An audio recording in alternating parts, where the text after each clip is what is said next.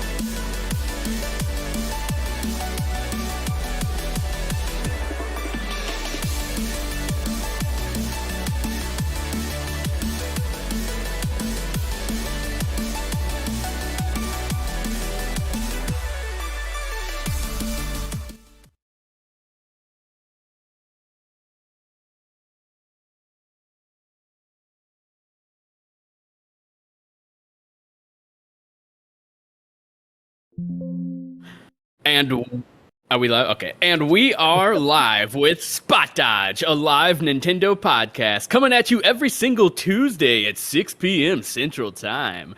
I'm Brett Medlock here to... No, I'm just kidding. So, I got through the whole time without my copy to that one. Coming at you live. Okay, yeah, this is Spot Dodge, a live Nintendo podcast where every single week we react to the latest Nintendo news and talk about the games we are playing. If this is your first time watching us, please go over to Apple Podcasts, and on Spotify, and subscribe. Maybe give us a little 5-star review. That would really mean a lot. And if you're back, returning, thanks for hanging out with us. It's going to be a fun night of talking about video games. Kind of a lot of stuff to talk about, surprisingly. For once there is. Kinda. Yeah. With me today, as always, is Mary Stowe, social media manager and and host here at Destructoid. How you doing, Mary? I'm good. Awesome. And along with her is John Friscia, indie developer and managing editor over at The Escapist. How you doing, John? I'm doing great. How are you doing today? We are good. And along with him is writer over at PC Invasion and streamer over at Dynamite Giraffe, Greg Bargas. How you doing, Greg? Hey, Brett, I'm doing well. I am just glad it's Tuesday. Exactly. I was just about to be mad at you because every single time I'm like, "How you doing, Greg?" Your hello is always so much quieter than everyone else's, so I always go in and I boost it up to like 400% so that you can actually hear you. But anyway. Hello. Then lastly, but certainly not leastly, we have Brett Larson, the King Daddy Dilf. How you doing, Brett?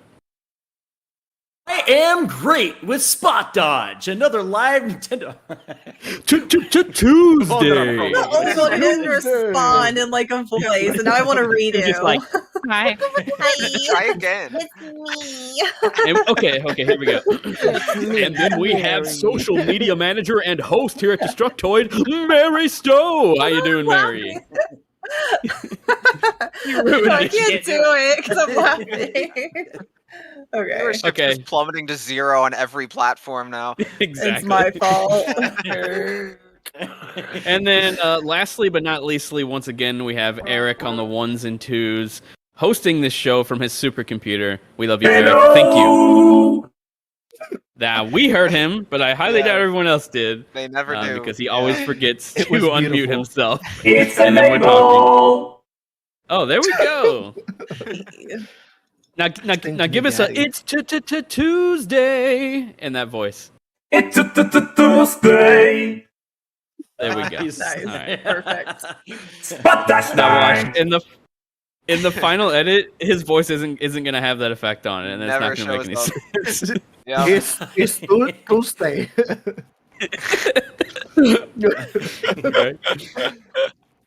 Okay, let's talk about some frickin' video games, you guys. Do you guys want to hop into the news or what we're playing first? Every time I ask you that, it's complete silence for like 10 seconds. So Let's hop into the just news. There's a lot of Nintendo stuff. I always like doing news first. Let's just But hop on into the news. That one time you screwed us over and we didn't get to talk about what we were playing, so I'm torn now. Yeah, that's true, because we always go long on the news. And nobody caught it, but I accidentally said like 10 seconds ago, let's hump on into the news, and nobody noticed. So I'm glad that that went off without anyone noticing. All right, I like guys. humping on into things. I'm good with that. Me too. Let's hump on into the news. happens We'll on just say that every week. King Daddy Dilf. King Daddy Dilf humping on into the news. On Spot All right, guys. Dodge. We'll do some news, and if some video games pop up that we're playing in between there, we'll just get into it a little bit. But so Nintendo released this little game called Mario Strikers not that long ago, and I'll be honest, I was hyped, I was excited, and then I saw the extreme lack of content, and I really had to think to myself, is this worth $60? Usually, with my brain, I just buy it either way. But this time I decided, I'm going to put my foot down, because this is not a lot of content. And they're so obviously holding on to it to release it after the game launches, just so that they can keep the game in the news circles or whatever. I don't know what reason, but it kind of irritated me. So Nintendo's finally bringing Daisy and Shy Guy to Mario Strikers, and it's going to be a free update this week. it is obvious to me that these two characters could have easily been at the launch of the game and could have added a little bit of more content, even if it's not much. But Nintendo's doing this new thing where they launch a sports game and then they hold on to content and then just slowly drip feed it out. And that kind of bothers me. And also another reason why I decided not to pick this up was because I honestly don't think I would have anyone to play with. And that's the whole fun of Strikers, is playing with your friends, either in person or online. I don't know how the online is. Probably not very good. But yeah, so Mary, thoughts on all of this stuff that I just ranted about? When I first saw this, I was like, "You're telling me Daisy wasn't in it from the beginning?" Right? Like that was like my big thing. I was like, "What do you mean Daisy's just now being added?" But I'm kind of the same as you. Like, I haven't picked it up yet. I don't know if I'm gonna pick it up anytime soon. Just because I don't really have anyone to play with at the moment. But also, I was like, okay, it doesn't look like it's like I get the point of the game, but what else is there to it? Clearly not Daisy until now. But it's just not a high priority for me at the moment. Maybe if they keep adding things to it, I'll consider picking it up. Yeah, exactly. Or if they drop it down to like $40, I think I'd be more willing. But that $60 price point, I don't know. That's just a bit too much. Yeah. For something I'm probably going to play a few times and have fun, but then just stop and then only pick it up very sparingly for the next 10 years or so. Isn't that very similar to, what was it, Mario Tennis that just came out? Didn't they do the same thing, but they only had like a couple characters that they added to it? Oh, it was also very similar to Mario Golf. They held on to a bunch of content with Mario Golf. So that was kind of irritating as well, because I played the game, I enjoyed what I played, but I sort of just fell off of it. I didn't even complete like the main story or whatever. And then they announced this huge like update, and I'm like, well, now I'm done playing it. Like I don't even care anymore. So I never went back and played it. If the base game would have had that extra content when the game came out, maybe it would have captivated me more. But I was so over it by the time it actually dropped. John, do you have any feelings on this? Smashify it. Smashify. I guess so. Smash is a little different because it's like actual noteworthy expansions that they put a lot of love into, with like the music, the characters, the different fighting styles, the new Kirby, all that stuff. Yeah, I meant doing a Smash like expansion for any game would be like quite a dramatic undertaking, because like you're not just introducing a new character, you're introducing like a new a whole level to go with it, usually with its own gimmicks. Then you have to rebalance everything else in the entire game to match this new thing you just tossed in. Yeah. One thing I wish, honestly, this is going to sound dumb, with Smash, sometimes I wish they didn't put as much effort into a new character just so they could have more of them. Like, more new characters. Like, imagine if instead of each character having like new music and a level and all that stuff, they put on like 3 new characters. Maybe like 2 of them are Echo Fighters. Because, I don't know, I like having like all the different variations of the Echo Fighters and stuff.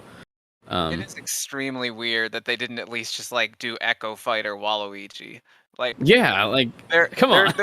There's like no line Nintendo won't cross to demonstrate like its indifference to Waluigi. Hates him. Yeah. But as far as Strikers goes, I mean, like, you guys know me, like I'm not a sports gamer of any kind, even if you put Mario on it. So like I don't have any strong feelings here, but also, yeah, I'm also like the rest of you guys in that I don't really have anyone to play with either. So like if it's like a multiplayer emphasis game, like the odds are good John Frisha will not be picking it up for one reason or another. But it's just kind of funny that like we're all friends, but we all have no one to play with. I was about to say, I was like, it's almost as if we're a group of people who have no one to play with. Whatever will we do? This is an It's just we're never gonna like schedule it. Like I really don't understand the group of friends who just like always play together. Like I'm thinking like, how does your lives schedules even work like that? Like how do you always just sit down and play with the same people all the time?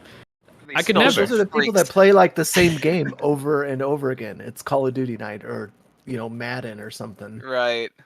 Yeah. It took like if It Takes Two like would have let you do one player, I would have beaten the game probably like the second day it came out. But because me and Brett had to work out our schedules the entire time we played through it, it took us like 2 weeks to finally get through the game.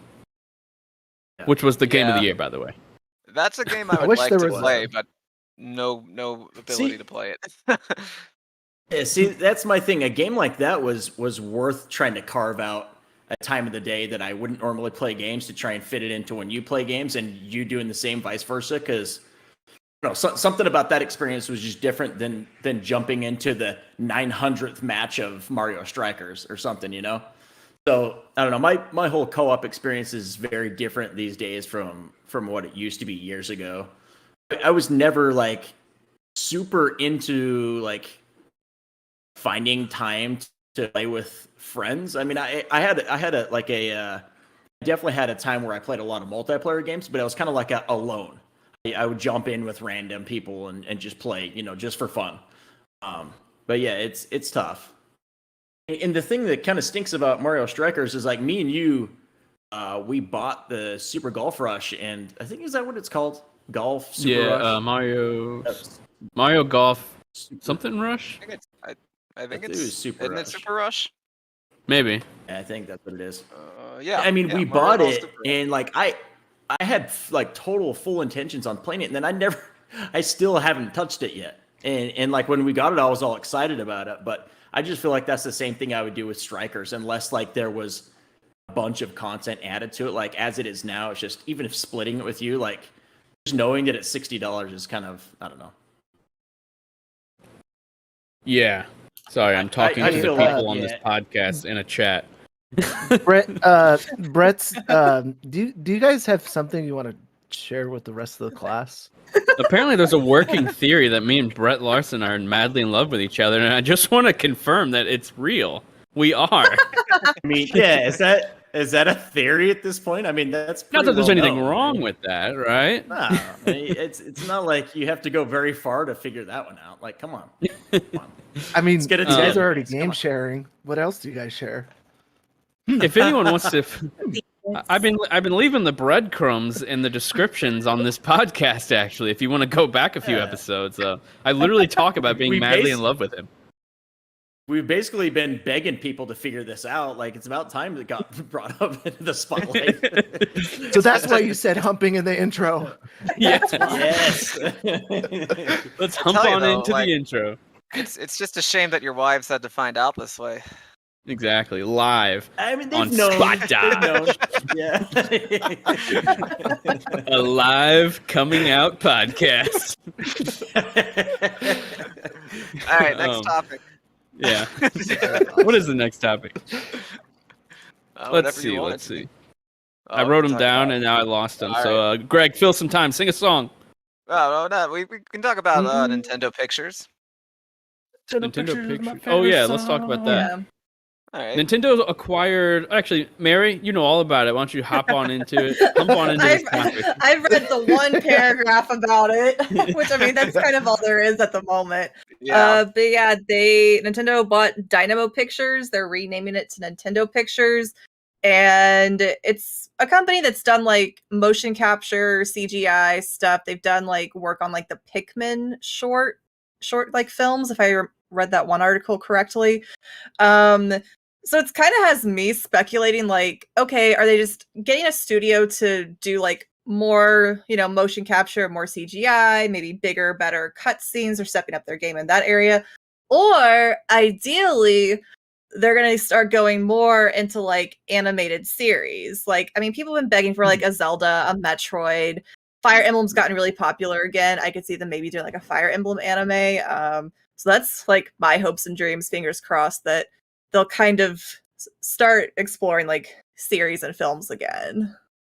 Yeah, I love that this like whole new renaissance is happening, and like a lot of stuff ends up pretty bad, but like every like company that's a video game is trying to get into movies, and every like movie company now or like a licensed IP in general is trying to get into games, and it's all just becoming one big thing, which is kind of cool in my opinion, because then we can hopefully start seeing stuff like a freaking Fire Emblem anime that's done by like the same people who do like Castlevania or something, which is like really highly critically well received. I would love to see stuff like that. As long as you have the right people doing the jobs, I'm all for this.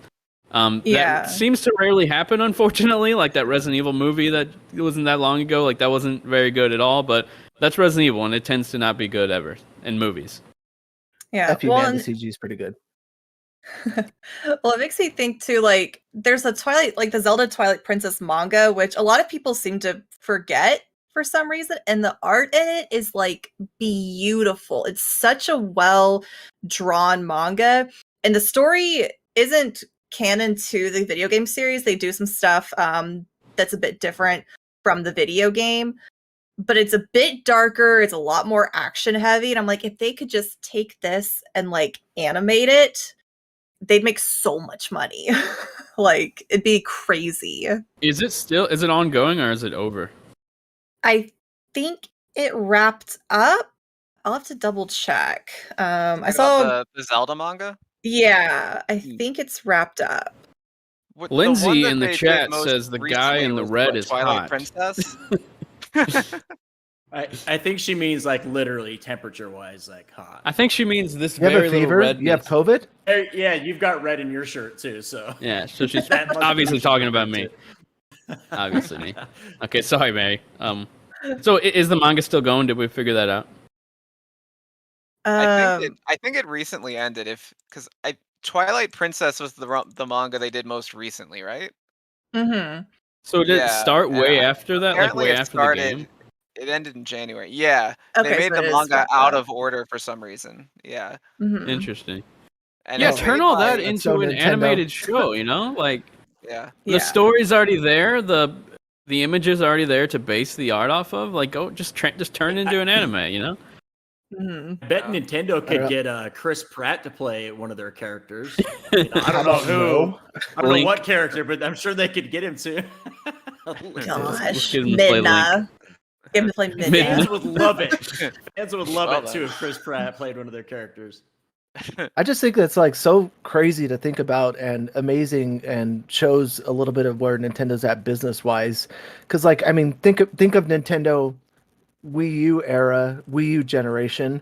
Like you know the dismal amount of systems that console sold. Like you probably wouldn't be talking about open up Nintendo World in Universal Studios. You wouldn't be talking about a movie featuring the cast that's on there. Chris Pratt. I could. Was it Seth Rogen and like I don't know. There's a shit ton of people. every generic but- person of that caliber you would expect is in there.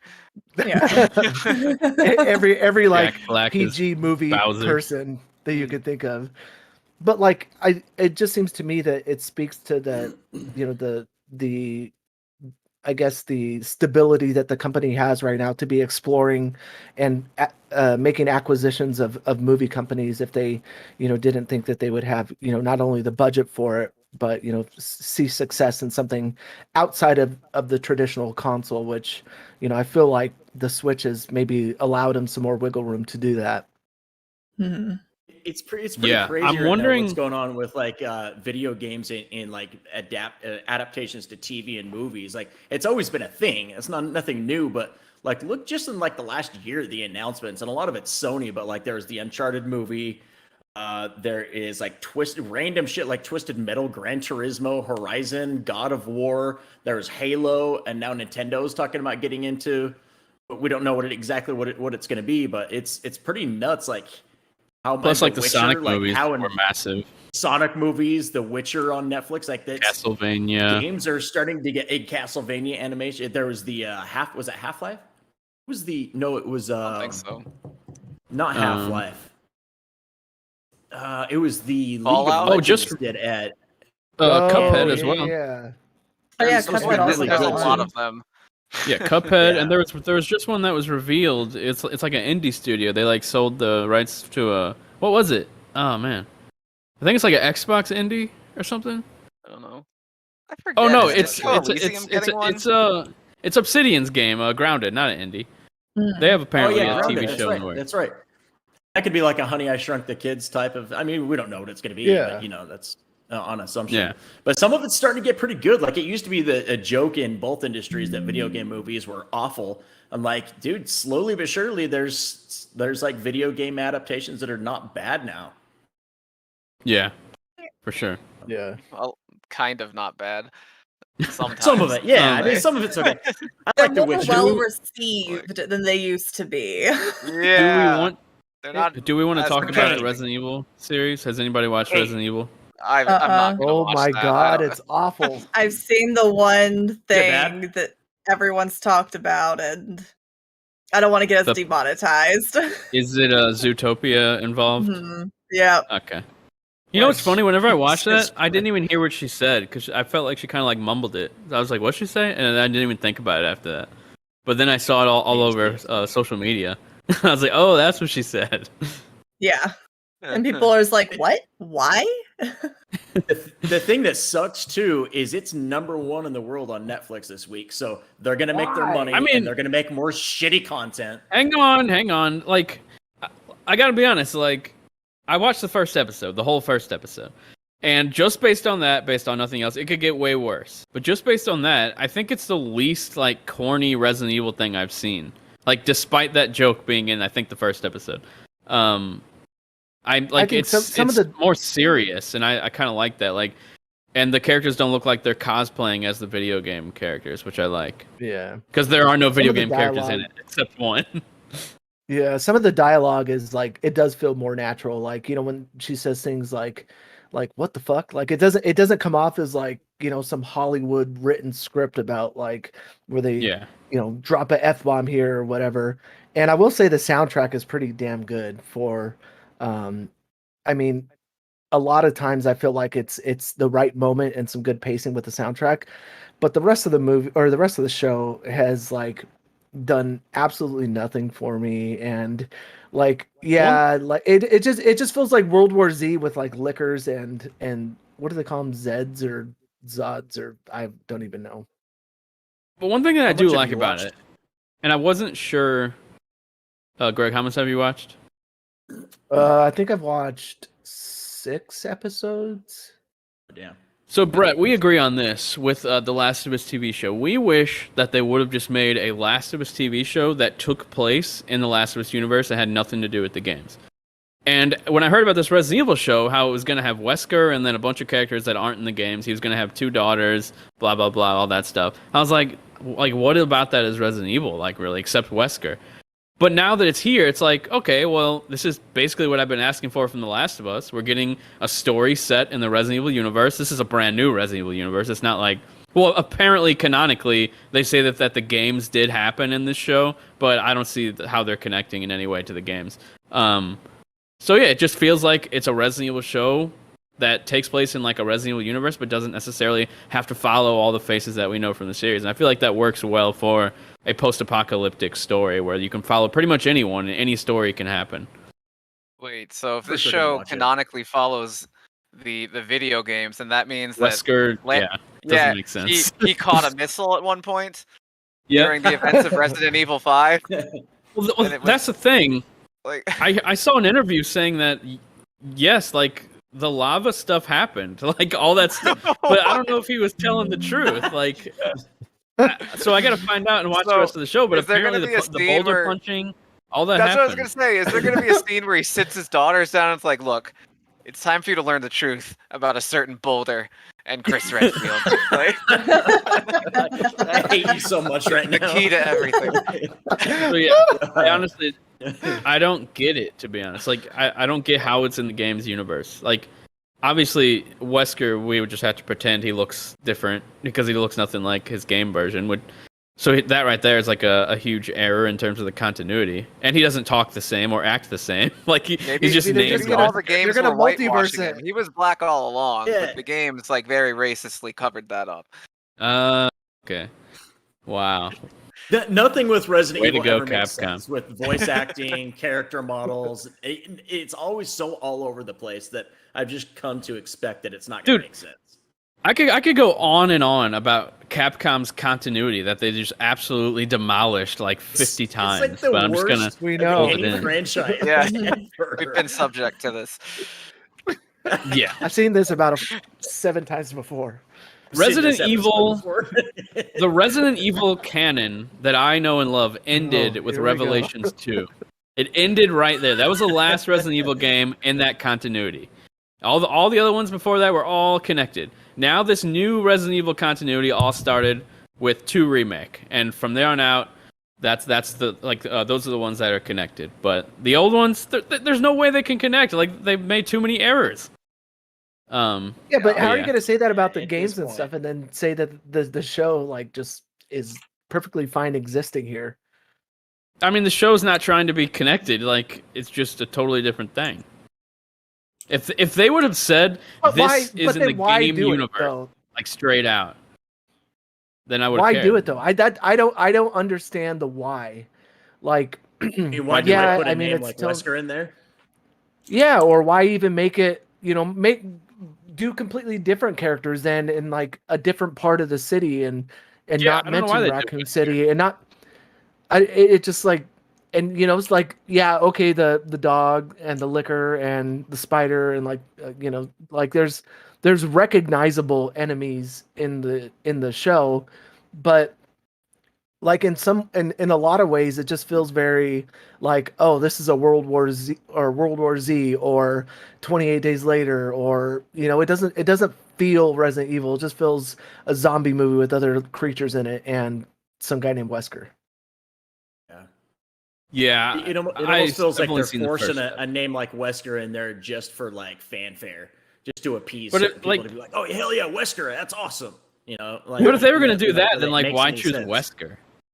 Why choose Wesker out of all the characters if you're gonna it's pretty random, I'll be honest. Like it's such a random story to be telling. He's kind of that's kind of a deep cut character, I guess, unless you played like the originals. Like a lot of people grown up now, like of the last 3 Resident Evils, Wesker is not even a name in any of those. So like a lot of the younger kids that watch Netflix don't even know who the hell he is. So you're right, it's kind of a weird name. Like we've talked about this too. Like I don't know why they don't just do a story set in the Resident Evil universe. Like, not that these things are connected at all, but like for example, like Walking Dead. We're watching the final season of The Walking Dead, and they're talking about these spin-offs, and like one of my favorite spin-offs they're talking about doing is Tales of the Walking Dead, which is basically an anthology series where every episode is going to be a different story, kind of like a la like American Horror Story. And I love that idea that it's in the Walking Dead universe, but it's like new people, new stories each episode. Like it should have just been in the Resident Evil universe with totally different characters, which I think most of them are different characters, but you know what I mean. But I think like in terms of like The Walking Dead, they've done a good job of building that universe and identifying, what the world looks like, what happened initially, how people are living and surviving, and spent, numerous seasons showing like the power struggle between different factions and how people are hunting for materials. Whereas like this Resident Evil, like they've spent zero time building that. The movies all existed in some weird kind of desolate, like post-apocalyptic future with like some of the same characters or similar, and nothing really has any consistency other than the CGI movies. I feel like at least they're loosely tied to one another, and like it just feels so disjointed.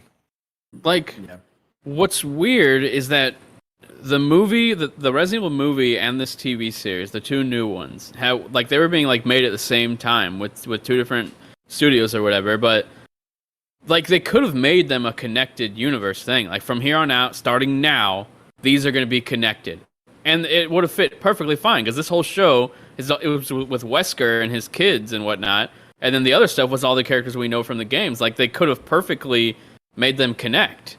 Like, why not do that and then make it a little more exciting? Because that continuity, that connection between all the Marvel stuff and the Star Wars stuff, that's what gets people on board. Like, people like that kind of stuff. So, I don't know. Like, they could have had they could have had like one of the characters from the movie that just happened, even though it wasn't that great. They could have had one of them end up showing up in this TV show. That would have been cool. But see, that's the thing, though. What you just said is, even though it wasn't that great, if something's not that good, who cares if it's connected to something else? I mean, but think about it. Like, the MCU wasn't that great in the first phase. Like, there were some duds. There's some okay movies, and then it ends up becoming this big thing. And then the older stuff gets even better retroactively because all the context they add to certain things. Like, how they kept trying to fix Star Wars stuff, and then they made it worse over time. That's why Rogue One is the best Star Wars movie. Yeah, it's just one big Rogue One's good. retcon. Everybody dies, and I'm happy. Sorry if I spoiled it. And That's now what there's a should have TV show happened at based the end on of the dead Disney character. Star Wars trilogy. Then I would have been happy. But anyway. But yeah, Star Wars is its own mess. Yeah. Yeah. I love Star Wars, but it's a mess. we got to move on from Resident Evil though, because there's plenty more to go over. Yeah. Let's Fine. talk about But- the fact that Nintendo put out a reminder that you won't be able to purchase games on the Wii U and 3DS eShop next year. They're closing it down. You'll still have access to all of the games you purchased. You can download them and delete them and re-download them, and that you'll the foreseeable future. They said you will have access to the games even if they're not downloaded, which I think is cool that they're letting us all know. But I still think it's kind of silly that they're shutting this down, because it's not like they have like money problems, like they can't just afford to keep it afloat, you know. Yeah. Yeah.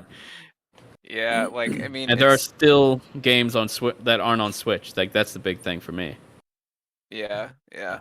Well, like it's funny that like Sony, of course, planned to like shut down like PSP and Vita and PS3 stores, and then they basically got like bullied and peer pressured into keeping it open. Yeah. When, like- That was great. Like we Yeah, all bullied yelled at Nintendo. They them. walked it back. Yeah. So like Sony was like, oh, all right, I guess we can keep milking money on this cow, so we're gonna just leave it alone. Whereas like Nintendo's so stubborn about being Nintendo. They don't care about what's good for Yeah. them. They care about like being Nintendo. So like Yeah, once sure. they've decided on something, like that's it. Like business sense Mhm. does not matter. They've made their decision, and that's the end. Mhm. Yep. So I'm kind of Why? sad because there's still a lot of games that haven't been moved to Switch. There's whole virtual consoles that haven't been moved to Switch yet. Yeah. So I'm probably gonna end up buying a bunch of stuff and then be mad whenever it ends up coming to Switch like a month later. I But wish they would just like last day, like 90% off everything. Get what you dude, want. I wish. Right? I always Yeah. thought like That'd be why awesome. Like why wouldn't Sony do that with like PS3 stuff and Vita stuff? Like make everything $5. Every single game $5. it's like I never stepped foot in a Kmart, but when it was going out of business, I was like, fucking cheap stuff. Here we go. Wow, I So should have much shopped heart. here all the time.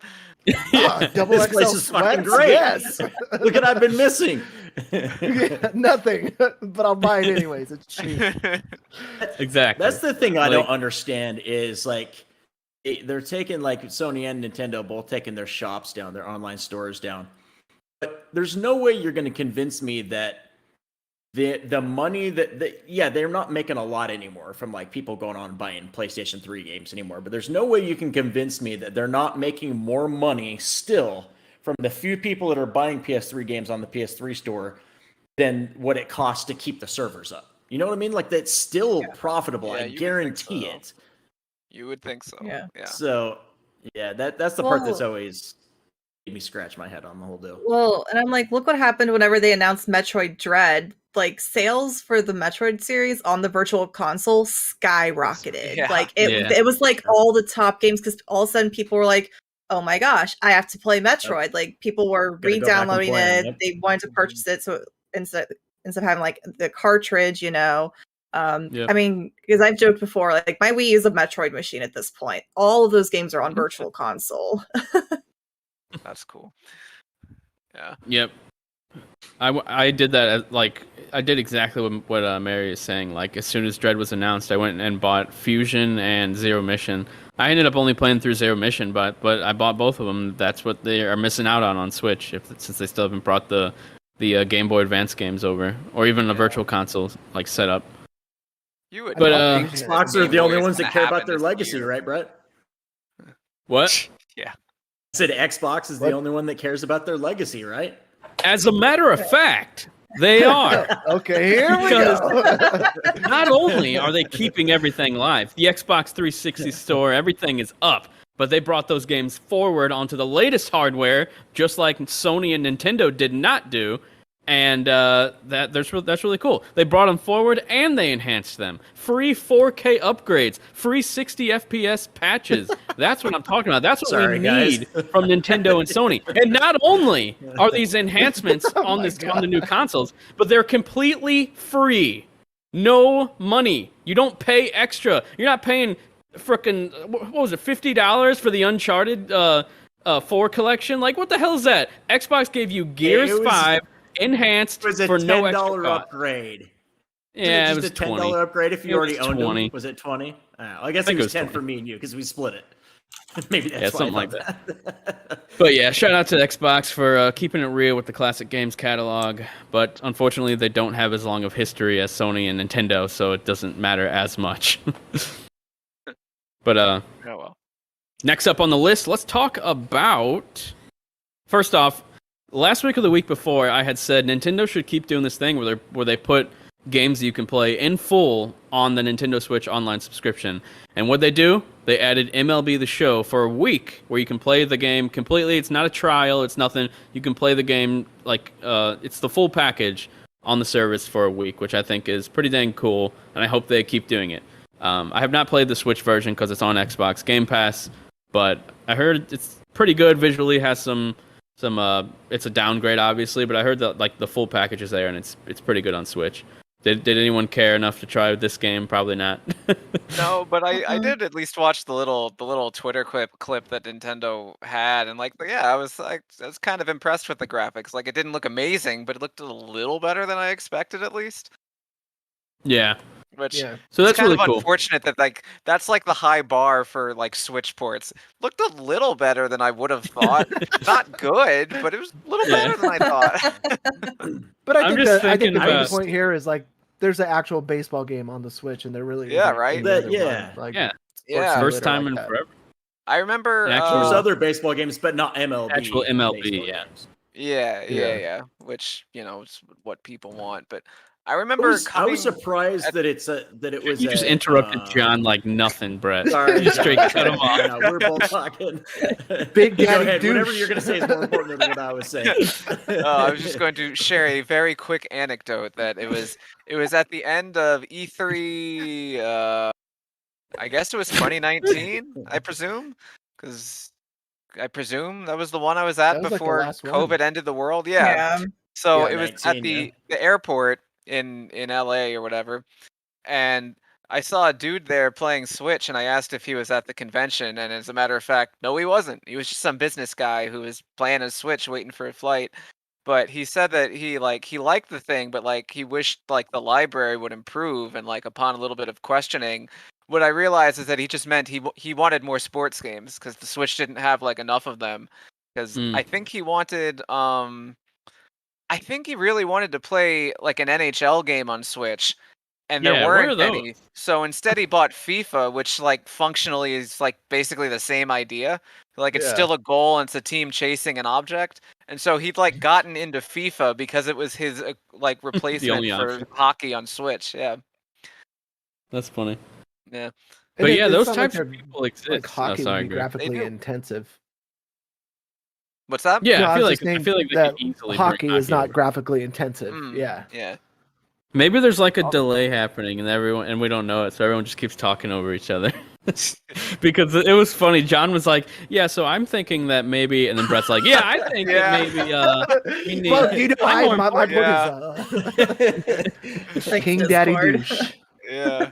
Yeah, King that was a Daddy. dick move. I'm sorry, guys. Okay. Don't apologize. Brett, Don't what apologize were you to gonna us. say? Do you Apologize to remember? John. Yeah, that's true. I'm sorry, John. I'm sorry to everyone listening. Everyone listening, sorry you had to hear me be so mean. Brett, do you remember what you were gonna say?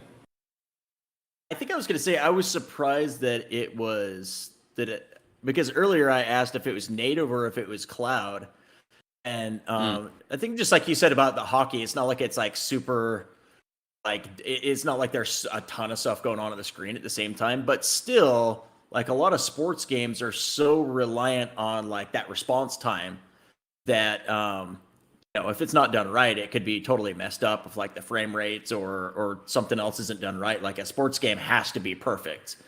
Like you're throwing a pitch and you have to swing exactly at the right time, and that could be tough, kind of like a first-person shooter or something. So, but there's so many games we hear of lately that are like, oh sweet, that's coming to Switch, like Control or something. And you're like, oh yeah, a cloud version. I'm never gonna touch that. So I was almost expecting that to be a cloud version too. So I thought that was cool that it wasn't.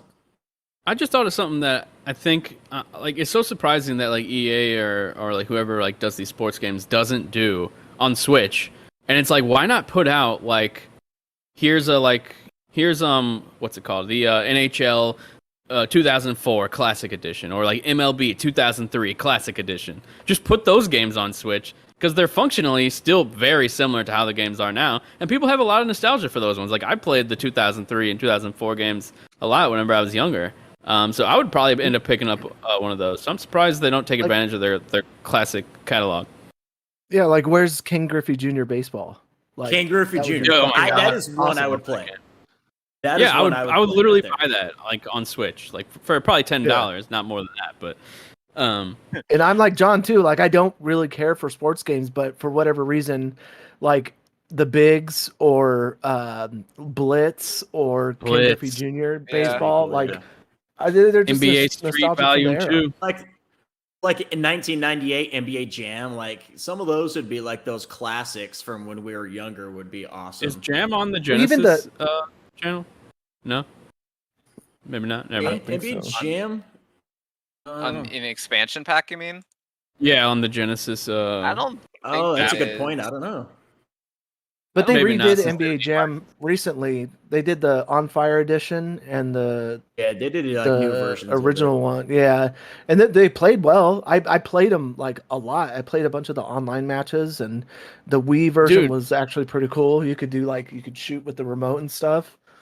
They just recently they brought NHL 94 back, and they put it on Game Pass. Like, that's what I'm talking about. I do stuff like that because the new one came out and 94. And which one did I download? I only downloaded the 94 because that's the only one I would care to play. And it's still like really fun. Like, I like still have it on quick resume. I always just hop in and play a round, and then I hop out. But yeah, next up on the list, you guys. Volume 1 of Xenoblade Chronicles 3 Expansion Pass arrives on launch day. And this is just like cosmetic items, I believe, right? This isn't like story-related stuff or anything. I don't fully understand how they're rolling out this expansion stuff with Xenoblade, and that's why I haven't really bought it. Also because the main game's going to be a huge package of content, so I like after I beat the main game, am I really gonna even want to feel like doing like these little DLC missions? If it's something huge like Torna was with Xenoblade 2, then I would do that. But it doesn't seem like they're doing that with this game. But maybe I'm wrong. John, what do you think? Well, I think they announced most of this stuff like about a month ago, but so it sounds like the actual story stuff they're saving for like sometime next year. Like all they've said is that like brand new story scenario by December 31st, 2023. So far away. I'll just wait. Like, why would I buy this now? But no, like you were saying though, yeah, I agree. Like it's a good idea to pace out new story content, because if you just drop like 100 hours into an RPG, you're not going to be like, well, time to do the next 20 hours. Like you're going to want to pace yourself. So I'm hoping that that this game has a lot of outfit options like the other games did. I'm hoping that they're not just tying all that behind this DLC, because I really love like changing my character's clothes. And you can do like the transmog thing in Xenoblade, where you like whatever you equipped doesn't like change their stats, which is really cool. Right. Yeah, that was a good idea. Yeah, so I hope there's a lot of outfits in the game, and that they're not like, you know what? Instead of putting this in the game, we could just charge money for it, and people will buy it like dumbasses. That's not really the Nintendo way. We don't really need to worry about that so much with Nintendo. It wouldn't take it. Nintendo doesn't take advantage of people. Come on, guys. Yeah, man. It's so weird though to announce it that far out. $60 for a Zelda port. That's all. Right. Oh my god, that was worth it. Yeah, right. Mary, I don't know if it was worth it. I'm the problem. I'm the problem. That is funny. It was worth it. The rationalizations of how we'll defend Nintendo on really weird things that nobody else would do are like so ingrained. Like we don't even think about the ways that we've been completely indoctrinated. Yeah. Like Nintendo is the Reapers. We don't question them from Mass Effect. And I was just thinking about this. The Wii U and the Switch stores, they connect. Like, they know what we've purchased on Wii U. And guess what? They did not give us any discounts on anything. You bought Donkey Kong Tropical Freeze on Wii U for $60. Guess what? You're buying it again on Switch for $60. It don't matter if it's already tied to your account.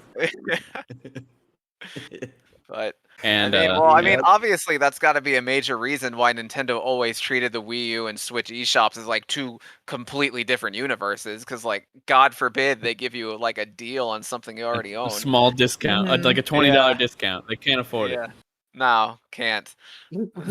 Mario's too precious. They're just sitting there counting their money, and they're just like, "I want a discount. Too bad." Still can't afford to lower the price. Cracks me up.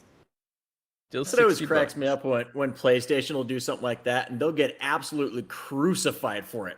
Yeah. But then Nintendo puts a port of Skyward Sword for $60. You know what I mean? Like, and like PlayStation is putting a full remake of one of the best games of all time, and people are like, "Fuck you, Sony! I'm not paying for that."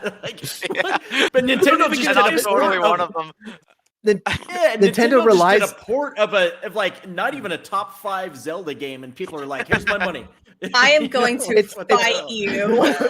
It's not even a top 10 Zelda game, Brett. Let's be honest. Oh, is there a Barry rant coming through? I am going to fight every single one of you. I have a Skyward Sword rant. I do have a Skyward Sword rant. So, and since Brett gets to go on his rants, I'm going to. Let's do it. Ding, ding, ding, ding, ding. So many people like. No. Yeah, but you did the bell? Excellent. Here I go. No, so we didn't hear it. Yeah. Ever since Skyward Sword got released, like on Switch, everyone's like, "Oh, it's so good. I love this game." And the thing is, those exact same people hated it on the Wii and gave it so much shit. It was like, "This is the worst Zelda game. It's not a 10 out of 10 IGN." Yeah, it's not worth it. And I'm like, okay, yeah, but ever since they gave you traditional controls, which, okay, yeah, motion controls, I never had issues with them. Other people did. I can understand that. But people locked in on that and named this game a failure. And then Nintendo gave us traditional controls as an option to motion controls. And all of a sudden, everyone's like, "Oh, it's so good. Oh, I've loved this game for so many years." I'm like, that's bullshit. No, you haven't. It is a top 5 Zelda game. It's definitely not, but Zelda fans are fakers because I just like casually brush her off. The moment she meets you in person, she's gonna fuck you up. Yeah. Zelda fans, I'll never forget being on the forum. This was like around the time I ever had the internet, being on the forums, looking at Wind Waker forums, because the game was coming out soon. And like I was reading everything I could on the game, and everyone was trashing it for the art style. Mm-hmm. Everyone called it Zelda. Does anyone remember that? It was like what everyone called it on the internet, Zelda, because of the cel-shaded art style. And what now? Everyone loves Wind Waker, not only because it's a great game, but because the art style is amazing. And there were so many shit talkers back in the day, and I guarantee you them now, they're like, "Oh yeah, I mean, Wind Waker, it's a classic. It's a beautiful game. It aged like a fine wine. It's perfect." And even recently with Link's Awakening, the 2019, the Switch remake, like, I remember that came out, I was like, this looks incredible. It's adorable. It fits the Link's Awakening story and world so perfectly, and people just ripped it to shreds. And I was like, wait, what do you mean you hate this? How do you hate this? And then the game came out and they all shut up. Yeah. No, I remember when I was reviewing that like, I was like it was just breathtaking. Like, I couldn't believe how beautiful it was. Like, it's so cute. Yeah, like, I mean, I guess, like, the frame rate's a little bit of a mess here and there, but I don't care about frame rate, and I barely notice it. So I was just like, this is incredible. Like, how did they do this on the Nintendo Switch and not on, like, PlayStation 5 or something? Mm-hmm. Like, yeah, it is. It's gorgeous. My main gripe with that, and I won't talk about it long, but, like, I feel like Link's Awakening starts off so strong with its level design and its puzzles, and I feel like half the game, like halfway through, a lot of the puzzles become so like, how am I supposed to actually know that that's what you're supposed to do? Like, there's no way that anyone could have known this without looking it up. Ball like at the pillars. Yeah, like that kind of stuff. Like, I had to look up stuff so much for that game. I don't know. Maybe I'm an idiot. I don't know. But anyway, even the puzzles on Breath of the Wild, like they tend to do that, like some of their puzzles in Zelda games, period. Like just beat Breath of the Wild, so this is fresh in my memory. But a couple of, like, the Divine Beast puzzles, I'm like, how the fuck would I have ever figured that out? Like, thank God I didn't review this game, because I would have just been racking my brain trying to figure out how the hell to get through that section. Luckily, in Breath of the Wild, if you get stuck on most of the parts, you can just walk away, and you don't have to figure it out. You can just go do something else. Yeah, good stuff. But one thing I forgot to bring up about MLB being on Switch Online, I bet Sony, the publisher of and owner of the developer who made the games, they're like, stop giving away our game for the love of God. They're probably pissed. But I wonder what the percentage of that they still keep from those sales, though. Yeah, on the other platforms. Yeah, I'm sure they make, even if it's like 4% or whatever. You sell enough, you're gonna. Like on the actual sales, yeah, but I feel like Sony wouldn't get anything for them being on these services like Game Pass. Like Sony probably didn't collect a check from Xbox to have it on Game Pass. Probably MLB did. Had to have in some way, right? Because they still own the rights to it. No, the MLB was the MLB. I think was the publisher on the other platform. The licensing to the fact that it's MLB and their teams and stuff like that, but PlayStation Studios still makes it, right? So they would still have to get some kickback from that, right? I don't know, because they make it, but they don't publish it on those platforms. I feel like the publisher would be in control of all that stuff and get all the money. Yeah, but they're still very making money somewhere. They're still the developer though, so yeah, I don't know. Like having a passive income from having made it, and then that's kind of a smart thing to do, because you don't have to sell your own game. You just have to rely on others to do it for you. And if who did the port for the Switch version? Was it the same company? Can't remember. Not sure who did the port or the baseball game. Yeah. I don't know. Show you, but it's usually like the same group of like 2 or 3 port devs. Like there's Saber, there's Panic Button, and there might be one more. I forget. Iron Galaxy. Maybe Virtuos. Does Iron Galaxy do ports? I don't remember. I forget. Is Red Storm one of those, or no? Am I just making that up in my head? Yeah, they did like Diablo 3 and Skyrim and Overwatch. But I heard the bell, Eric, by the way. I wonder if we've got an official rant bell.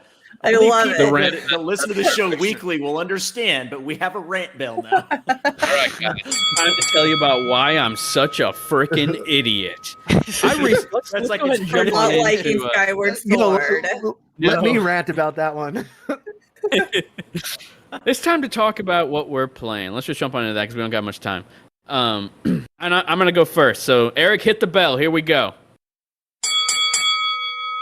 All right, guys, I'm a freaking idiot because I waited so long to play Portal 2, one of the best games ever. Like, dude, I like what? This game's so good. Like, the level design, the story, the production value, the freaking acting, the freaking actors who are in the game. I did not. Are you kidding me? J.K. Simmons? Sorry, spoilers, Brett. I know you're about to play it.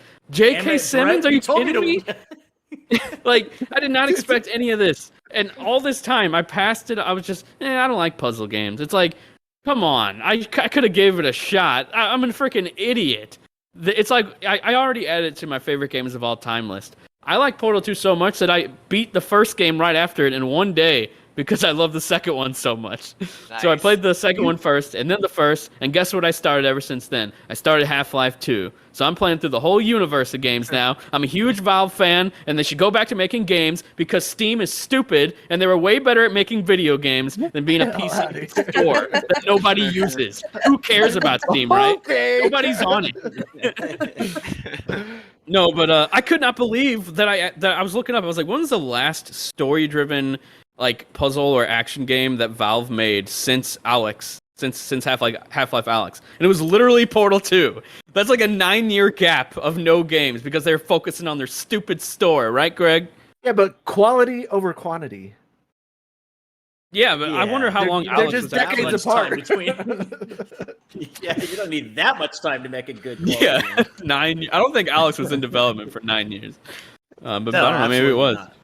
VR Maybe wasn't it was even like- a thing that long ago. I guess they kind of designed, Yeah. like developed it initially without it being VR. Or like did the story no, stuff a long VR. time ago or something. Yeah. They just But, need to keep milking the store so they can make Half-Life 3 and everybody can I play didn't it know on the that internet. Portal was in the Half-Life universe, so now I'm going down this huge rabbit hole. I'm watching shit on YouTube. I'm reading all the interviews. I want to know every single thing about this universe. I'm learning it all, and it's all very fascinating, and I can't believe I was away from it for all this time. Like, what was I thinking? What's this, Really Eric, good. that you put? Something called Aperture Desk coming this March. It's based in Portal's series. But it's not in the Portal universe, right? Is it VR? Um, Or if it's But a yeah. VR game? so I'm playing Half-Life 2 because I only own Half-Life 1 on Steam, and I don't have a PC, so I can't even play it. So I bought the Sorry. game when it was on a super sale, but I don't have a Steam Deck yet. So I decided, you know what, I'll just play the second one first, just like I did with Portal. It doesn't matter. So I'm playing Half-Life 2 right now, and it's pretty good so far. I haven't gotten like the gravity gun. I think you get sooner or later, something like that. Part of it. So yeah. there's a lot of gameplay elements that still have yet to be introduced, but I'm digging the story, and it looks pretty good for the time it was in. It did get a free 4K patch on Xbox, so that's nice. But it's still locked at 30 FPS, which is kind of hard to do after playing Portal 2 in 60 FPS. How dare they? How dare they have that kind of game at 30 frames per second? God damn it, Microsoft dropping the ball. It's based on the 360's code, so I don't, and it's like emulating it. So I guess they couldn't add FPS boost. And also, interestingly, the Orange Box is one of the few games that you can't actually buy on the Xbox storefront. You have to go onto Microsoft's website and go into the Xbox 360 section, buy the game there, and then it'll show up in your Xbox library. It's very weird. So yeah, I bought the Orange Box and I'm playing through that. And then there's 2 episodes of of Half-Life 2, so I might do them after that. But I don't know, there's a ton of games coming out, so I might just have to play Half-Life 2 instead of like whatever Brett wants me to play. Now, that's pretty much what I'm playing. Brett, since I just made fun of you, how you doing? What are you playing? Good, and I can't believe you broke one of your like most precious rules, and that's spoiling something for another person. It's 2 not- days ago, he's like, I love just that. 2 days. That was That was perfect. good. I hope they heard that. Hopefully, Very good. Yeah, I hope hopefully they did too. Stream heard that too. That was great. No, that was great. No, but 2 days ago, he was like, because I started Portal 2 as well. They didn't hear it. And man. He's like, damn. There was like a wah wah wah sound for anyone who didn't hear it. It's funny. But anyways, Eric, can a couple days ago- you add that in the edit when you send it to me? The audio edit. Yeah, that'd be good. There we go. They heard it that time. Anyways, a couple days ago, I started Portal 2, and Brett was like, dude, I didn't know there was this voice actor in the game. And he's like, well, I won't tell you who it is. You'll see when you play it. And then right now he's like, fucking J.K. Simmons is in the game. I'm like, God damn it, Brett. Dude, it's 10 So years much- old. Like, come on. Yeah, it's like, like I 12 guess years for- old. I could be wrong, much but I for want to me say this was discovering this on my heavily own. advertised in the first place, like when the game probably came out. was. This is not supposed to Was be a it? secret. Yeah, it's not a Maybe secret. It was, It's but just- I didn't really know J.K. Simmons that well back then. So maybe that's why I never internalized that. Like, I I know he's always been an just actor knew him for a as- very long time, but back then I didn't really know him that much. Yeah, Yeah, I I always didn't- just knew him I as J. didn't- Jonah Jameson. yeah, back then. Yeah. And before that, But he was yeah, on the Brett- show Oz. Brett, if you So weren't on I'm this playing, episode, sorry, go ahead. no, go ahead. No, I was just gonna say something about J.K. Simmons, like how I wasn't gonna tell you like outright while we're DMing, but if we're on a podcast, I gotta talk about I'm it. Just, You know? I'm just giving you shit. Is there tension in your guys' relationship? Yeah, he's been There's- he's been giving me the cold shoulder Be lately. a live breakup. Yeah. He's trying to call me out, saying that I never beat You, the Wolf Among Us. you always just want to 2, play video games. and You don't then ever want to go out the and Wolf do Among anything. Us. But how does that make you feel? What? King Daddy douche. King Daddy dick or King Daddy douche. So because I always try and call Brett out on his lies and deceit, earlier he was like, "Yeah, I love The Wolf Among Us," and then I was like, "You never beat it." And then he's like, "Dude, I promise I beat it, but I played on my wife's phone, so I don't have the achievements." I'm like, "What? Get the hell out of here!" And then he's like, "Dude, give me I don't remember much, but give me a multiple choice question about the end of the game, and I'll get it." So I wait, gave she was him in the one. chat. Can she confirm it? Is she in the chat still? She would have no idea if I did anyways. So this is like way back when you remember how like when there was Telltale games like coming out all the time. Well, they were releasing episodes on I think it was only the Apple Store, and I had an Android. So I took my wife's phone and I really wanted to play Wolf Among Us. And it was before I had my Vita, and I was like, I want to play this really bad. So I just downloaded each episode as they came out and played the whole thing on her phone. And looking back, I regret that because what a shitty way to play a game. Like playing each episode and it was like way back in like what the iPhone 3 or 4 or something. Oh yeah, just like this tiny little screen. I played this amazing game, and like now I think I need to go back and play it again because like kind of a shitty way to experience that game, but. Yeah, I played the Vita version, dude. Not much better than the phone. It ran so terribly on Vita. Yeah, I played The Walking Dead season 2 on Vita as well, and yeah, it just like it chugged and ran so poorly, and those games already do anyways. But man, the Vita was rough. The Walking Dead was like a pack-in game too. Like they put it on the box. Season 2, I believe. Yeah. It was on one of the boxes, and it ran so poorly, which is kind of funny. Awful. Anyways, what I'm playing, I finished Breath of the Wild finally, and then I started Portal 2, and I've got like the same reactions Brett had. I'm really enjoying it. I haven't gone through it as fast as he has, but I'm really enjoying that as well. And this morning, which I shouldn't have done because I was working, but it got slow, I downloaded and started Stray, but I could only play like 15 or 20 minutes of it, but it's kind of annoying. Like usually when a game comes out, like it'll drop at midnight the night before, but it didn't happen to Stray. So I was up last night waiting for it to drop, and it never did. So, so that'll be the next game I play is Stray. I've just started it and probably play that tonight. Nice.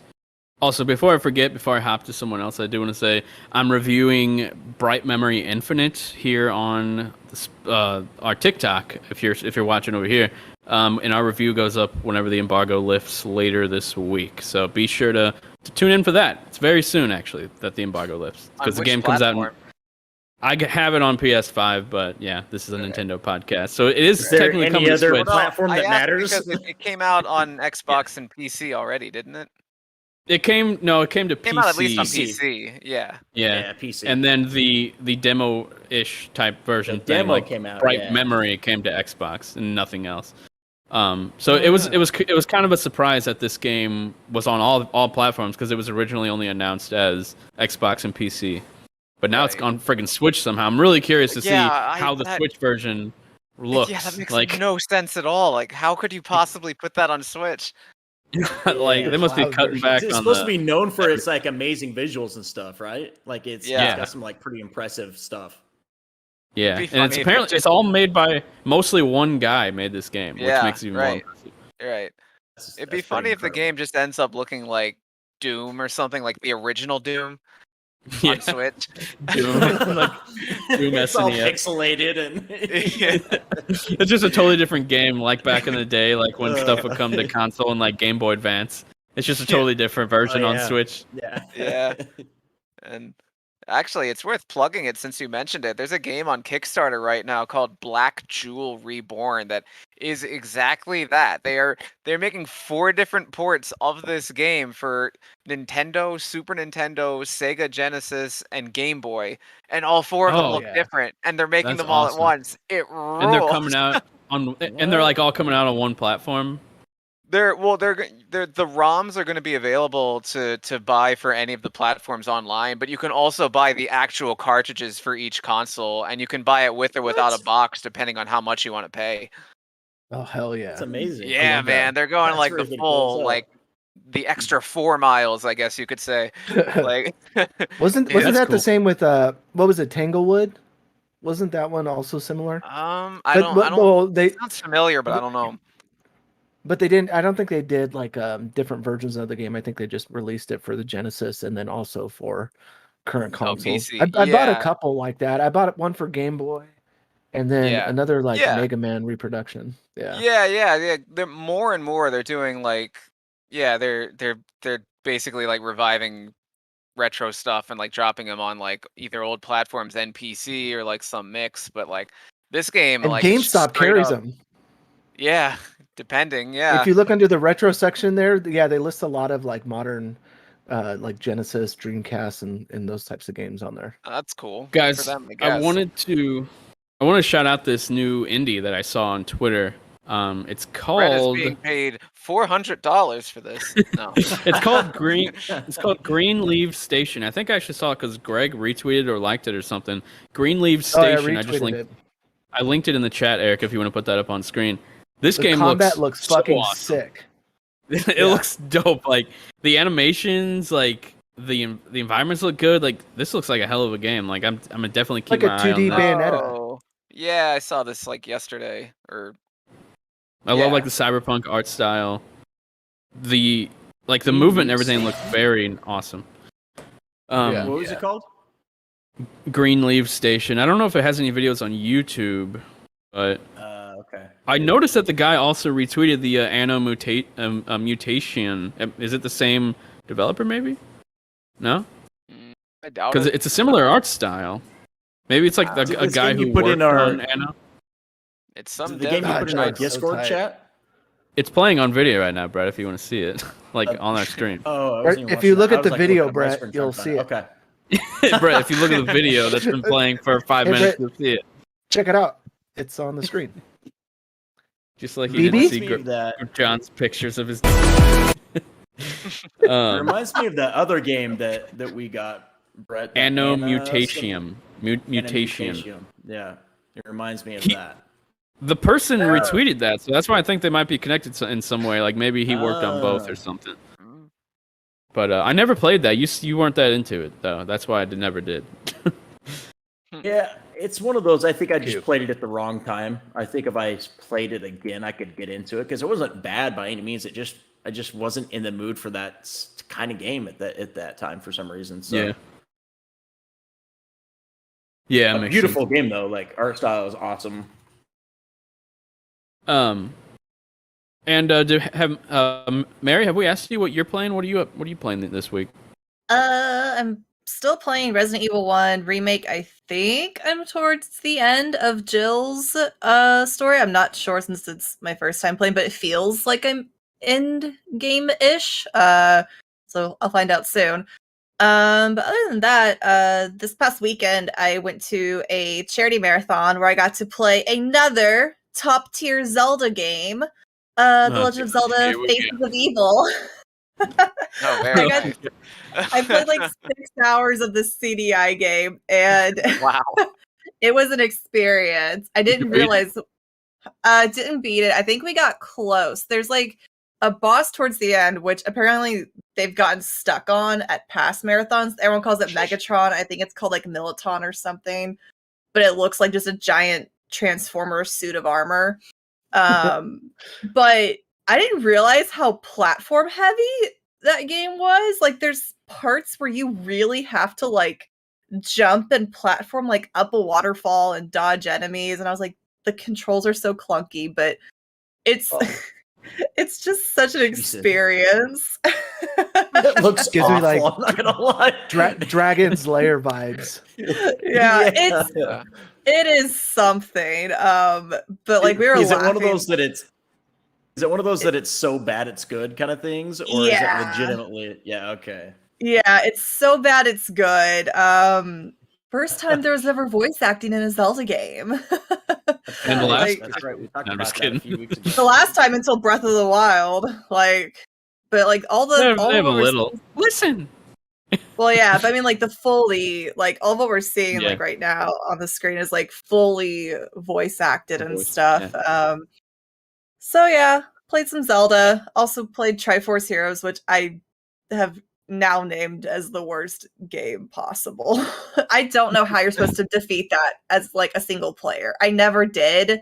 I don't think I ever will. I don't have people to play with me to actually finish that game myself. Once again, we have no one to play with, any of us. No. We have no friends. I have none. No friends. None of us know anyone else who's into video games, so it's really unfortunate. Let alone Zelda or Nintendo games. Right. Yeah, exactly. No, well. But so that's all you. That's what you've been up to. How was your trip? How was your traveling? Did it go quick? Traveling was good. I was gonna like play some games on my Switch, but instead I decided to finally catch up and complete Stranger Things season 4. It was actually funny though. Like the row next to me, a guy had a Steam Deck.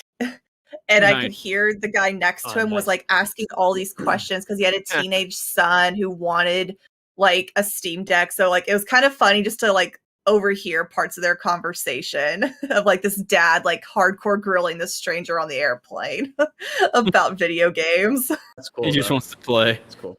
Yeah. He's like, dude, I just want to play Senran Kagura. Can you please leave me alone? Senran trying to get my Kagura pinball 5.25. I still can't get over the fact that the thumbsticks are at the top of that thing. I still need to hold one in my hands to believe, because everyone's like, it seems crazy. Then when you hold it, like it totally, you don't even notice it. But like in my head, that seems so wrong that I can't understand how that'll feel natural. But yeah, I'm sure it'll be fun. One of the reasons why the PlayStation controller is one of the worst controllers, because the sticks are just together and at the bottom and ugly. Ew. Here's the thing, Greg. Always coming Here's for the PlayStation. thing, Greg. There is no thing. It's uncomfortable. Here's the thing, it's clunky. Greg. No, there is no thing. You Eric, cannot where's justify it to me. Eric, here's Don't the give thing, him the bell. Give him Greg. give him the razz. It's Give him the time razz. to talk about controllers.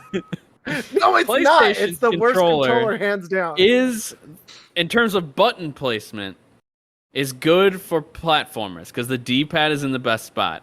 However, Xbox is better for anything else because you want that left stick to the closest to the edge of the controller because it's most comfortable. But it just depends on what you're playing. But I'd say Xbox's placement. Over the years, I denied it. I said the PS3 was better than the 360. I was a liar. As simple as that. It wasn't. Wait, I think it cut out. PS3 controller was again, god awful.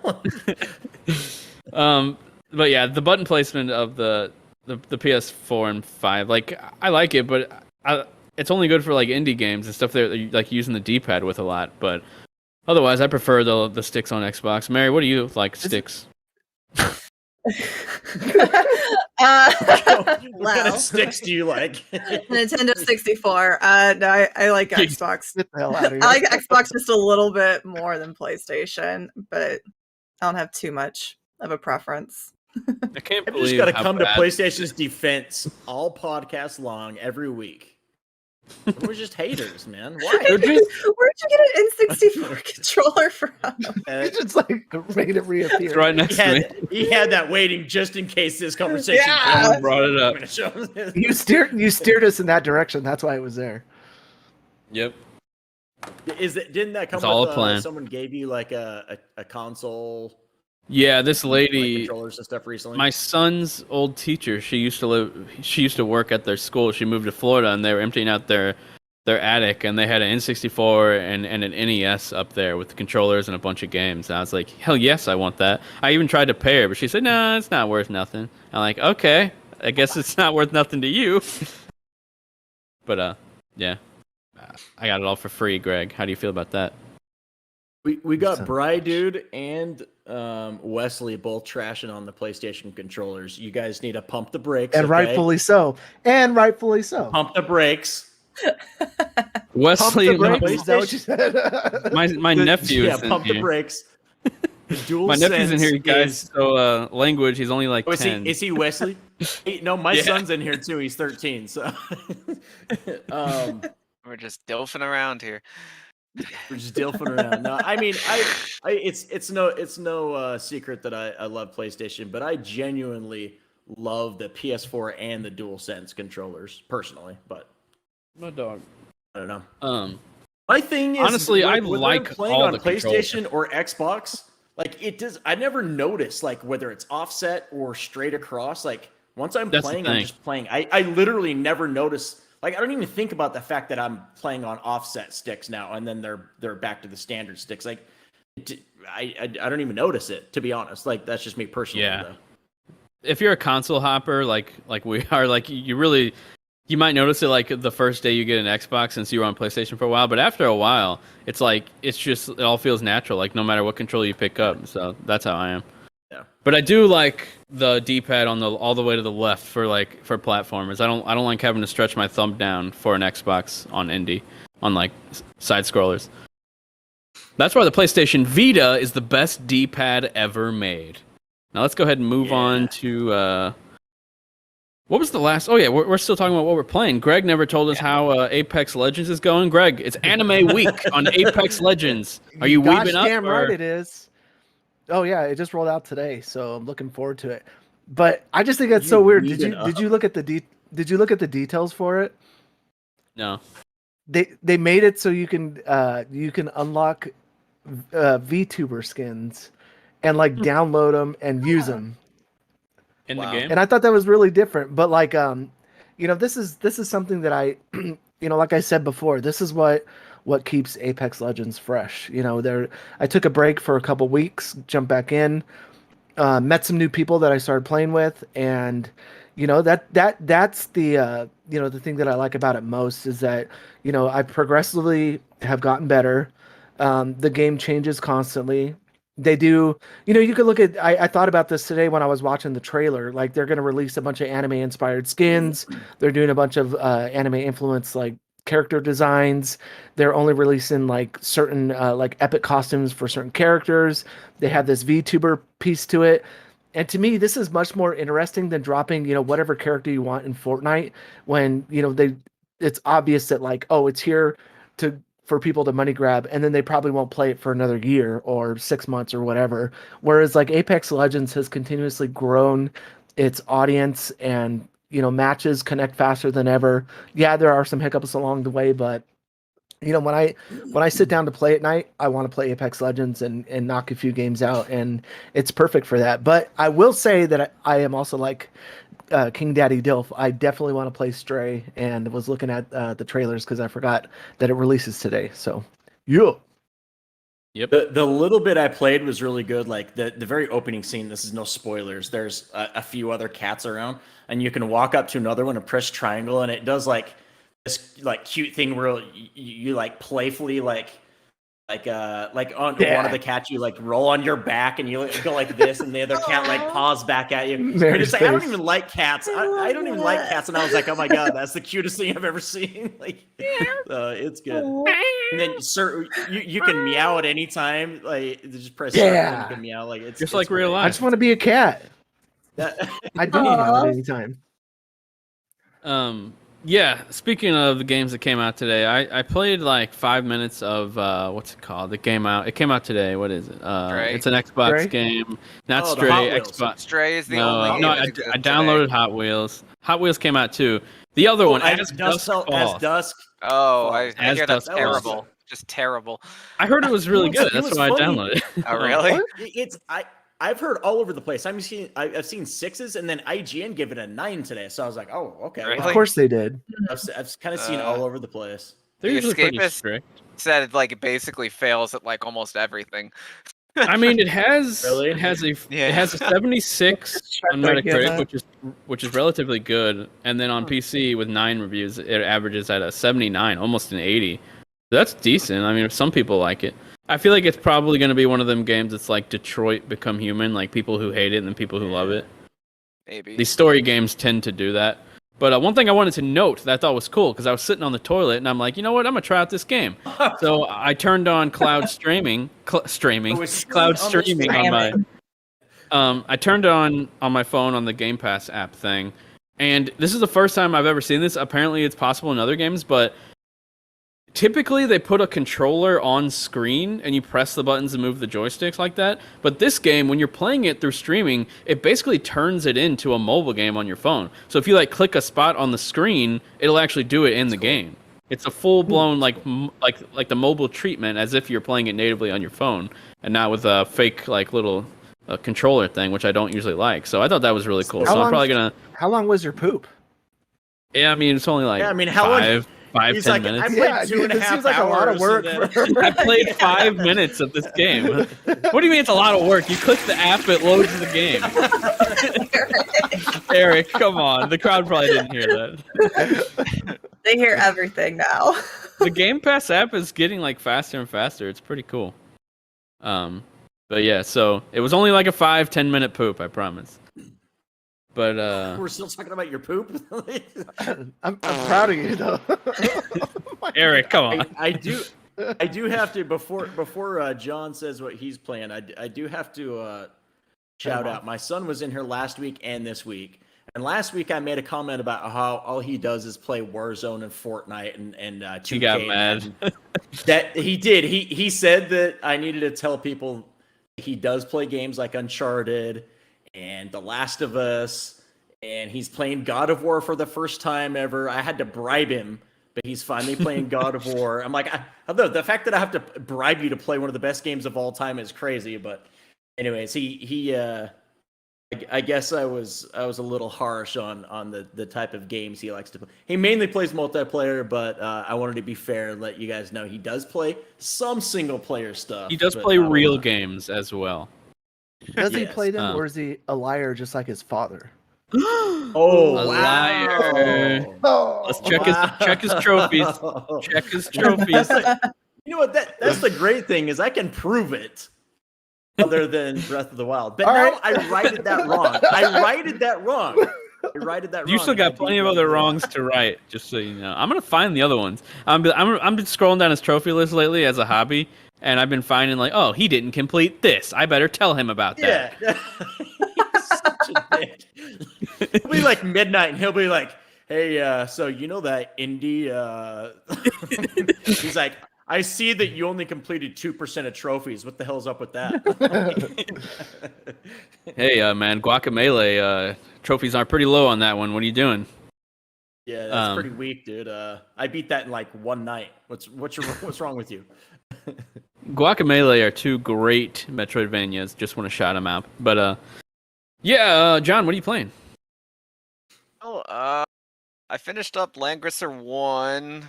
I could do more playthroughs of it, but I don't feel like it. So I still have the second one left to play, but I'm gonna put that on pause for now. Like I'm kind of wait. Look at this cat. Yeah. He's literally just. I've been blaming it on my son. He just took all these games out of the shelf and knocked them over. It's like the Stray Cats. I thought my son was doing that. This whole time, I thought Gavin was doing it. He just dug his paw in there and knocked them all out. Now we have video evidence. I want to hear you yell at your cat the same way you yelled at your son. Come on, let him have it. Gavin, what do you think you're doing? There we go. Stop with the fists! No! Jesus. Good dog. Look at him. Now he's messing up the laundry. Come on, cat. He's in the laundry. This is why I'm not a cat guy. Dogs, you can tell them no once and they stop. Even though you're all excited to play Stray, you're a dog person. No, see that I clarified that. I'm like, I'm totally not a cat person, but it's adorable. Like the game is adorable. Sorry, John. What were you saying? I'll get around to playing that.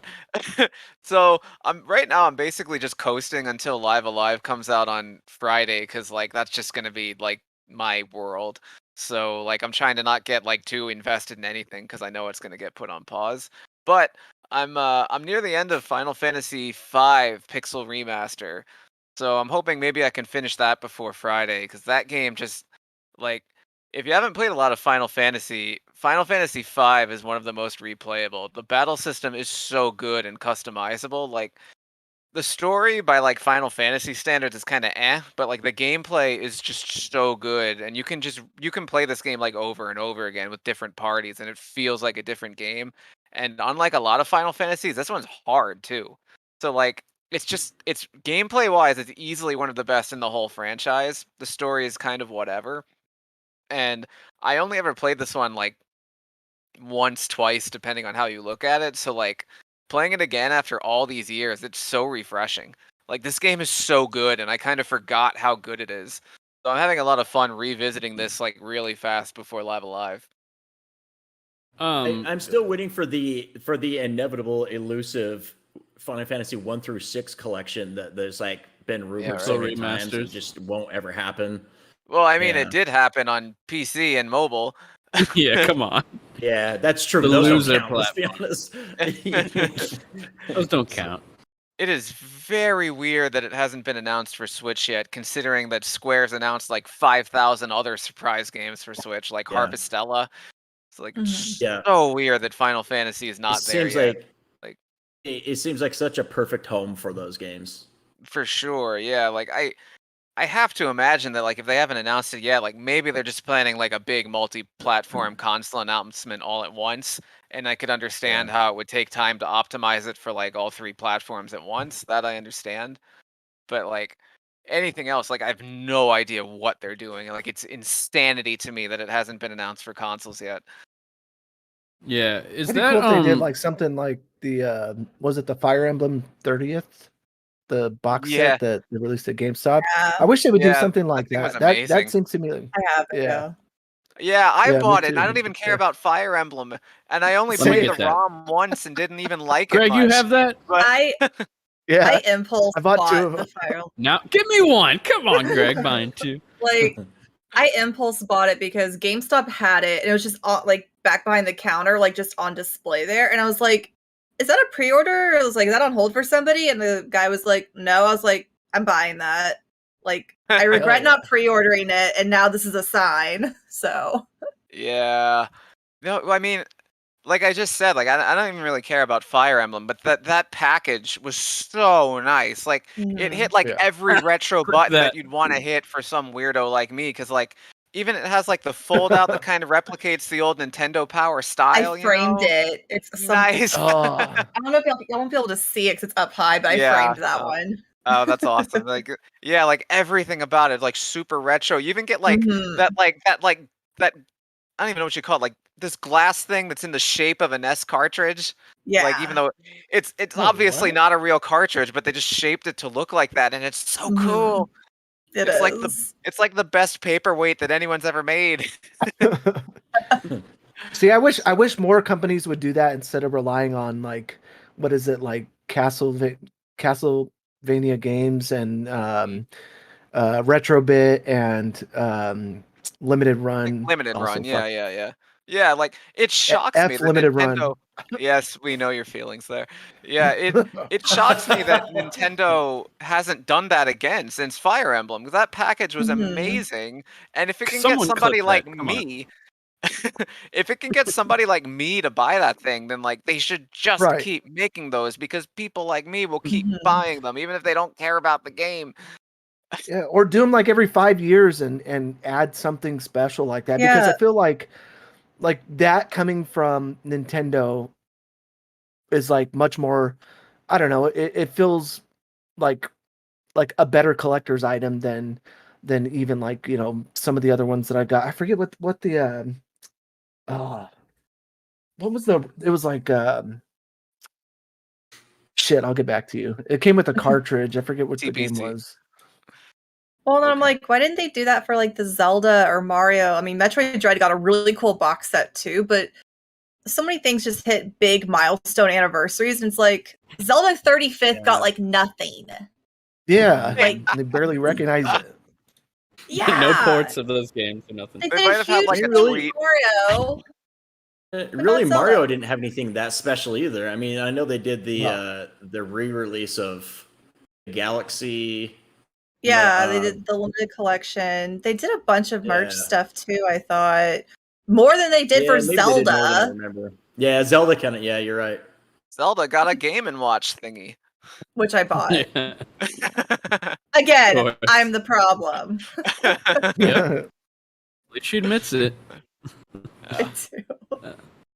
But oh, sorry, real quick. I wanted to give a quick plug to a roguelite that I reviewed last week called Eyes in the Dark. That I don't play roguelikes, I don't play roguelites, I don't care about either genre, could not care less, they don't excite me at all, I don't follow them at all. But as basically a favor to a PR guy, I reviewed this game called Eyes in the Dark. Yeah, that on screen. This game is so pretty, and it was actually so much fun. I ended up giving it an 8.5. Like everything that you'd like everything you would expect to see in a good roguelite, it's all in this game. Like it has great replayability, it's beautiful. There's lots of different powers that are customizable, and the thing that was most exciting to me is that the game feels fair.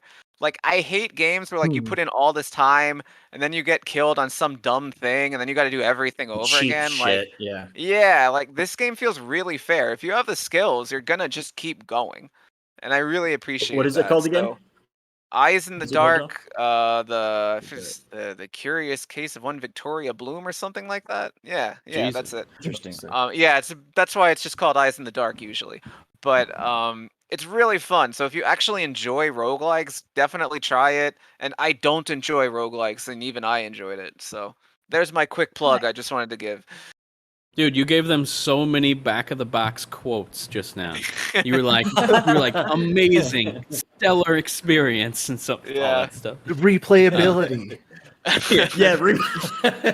Gorgeous, absolutely jaw dropping. An experience you'll never forget. There you go. All true. Love it. Yeah, love it. I wonder how they're going to quote it though. It's because you're technically at The Escapist, but this is a Destructoid podcast called Spot Dodge. I don't know what they're gonna do. I mean, I did do a written review of this game at The Escapist, so they're more likely to pull from that. Yeah, they're just gonna take one from the podcast show and mark it Destructoid, and then one from your review and mark it The That's Escapist. smart. That's smart. Two different outlets with a glowing reception. I give them the permission to do that. You know, that'd be funny. There we go. Yeah, that game looks cool. Now, does anyone else have any topics or anything they want to talk about before we head out of here? Because it's getting a little long. That's what she said. It is what she said. Skyward Sword is top 5 Zelda I've been game. watching The Office again. Skyward Sword is not a good Zelda game. What else, Mary? It's incredible.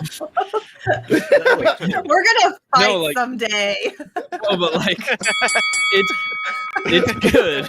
But I feel like that last third where they're like, you should just go collect some music notes in all these environments you were already in before in a very annoying way. I don't understand why people hate the Tad Tone section so much, because the little piece of music is really extends the game. Like it extends the game way too long. No. I didn't know people hated that section of the game with such a burning passion. I'm just like, I thought it was fine. I like the song at the end. It's too slow. The only too big complaints boring. I ever remember hearing about Skyward Sword is the controls, like you talked about. Like I don't remember ever hearing a whole lot of negative about it. One thing that I thought was weird about the port is that in order to use the right stick, you had to hold down one of the trigger buttons, and I feel like it should have been the opposite of what it was. If you didn't want to use the right stick, you would hold down one of the trigger. Like when you wanted to swing the sword, you would hold down the trigger button and use the stick. And then you could just walk freely around without having to literally hold down the button the entire time you're running around the game. That was ridiculous. It took I will admit, that took a little getting used to, but trying to go take a motion control game and make it fit a pro controller was already a huge task in itself. So I'm like, okay, it could have been worse. Maybe it could have been better, but I was like, this isn't the worst possible button scheme, I don't think. I got used to it pretty quickly. Yeah. One thing that was literally the title of this episode that we never talked about, so we should probably talk about it, is Bayonetta 3. We never talked about this. It got a full trailer and release date October 28th. Let's give it at least 10 minutes, guys. Come on. I was honestly going to make fun of you after 5 minutes. Because before the podcast, he said, "What do you think the main topic is for the show?" Because I feel like whenever I put a title for that episode, we never talk about it. And sure as shit, he puts Bayonetta as the main picture in the title, and we didn't even bring it up. The very end, we're going to talk about it. After. Now we're going to change the thumbnail, change everything. But yeah, Bayonetta 3 got re-revealed. It keeps So it got revealed 5 years ago, and then it got a new trailer like a year ago or something like that. And then now it's been a full year since we've seen it, and it finally has a release date of October 28th.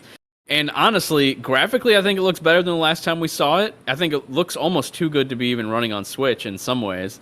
And I think just everything about it looks absolutely amazing. This might end up being my game of the year, to be honest. Like, Bayonetta 2 is one of the best action games ever, probably the best I've ever played. Yeah, and I cannot wait. I cannot wait for this game. So, John, where's your hype level for Bayonetta 3?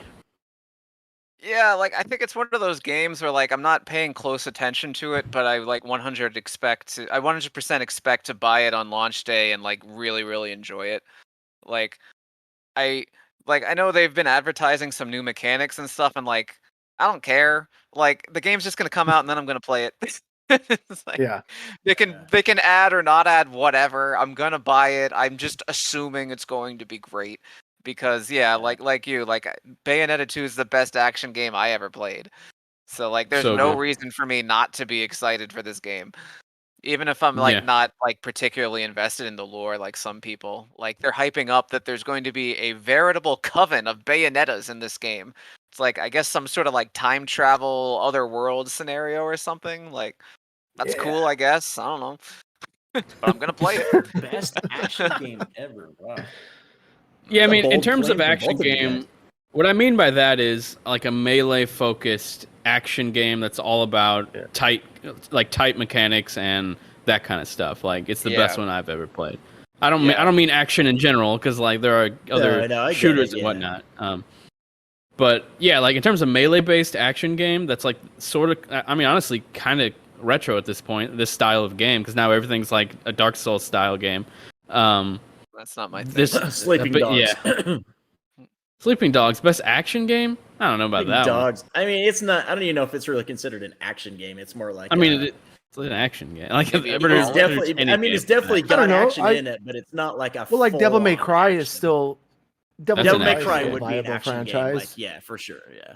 Mm-hmm. Yeah, like I would consider like. I don't know. There's a lot of different things that could be like. Darksiders. Stuff like that, yeah. Like that's the area of genre I'm talking about when I say action game. Stuff like Devil May Cry, Darksiders, and that's all that comes to mind. But I think even like the early God of War games could be considered action games, right? Yeah. I mean, even new. I mean, like I would say even current God of War, it's very Dark Soulsy, but also kind of actiony as well, like this kind of action. Yeah. But yeah, now I need to play Bayo too because I never played it. Yeah, I've been wanting you to play that. Yeah, it's so good. I own it on Switch, so you can play it on there. Greg, you can leave if you gotta head out. He's got important business to tend to. Yeah, I gotta go play my streaming game on the. He's got to go play As Dusk. What is the game? As Dusk Till Dawn, or not Dusk Till Dawn? As Dusk Falls out of his butt. As Dusk Falls.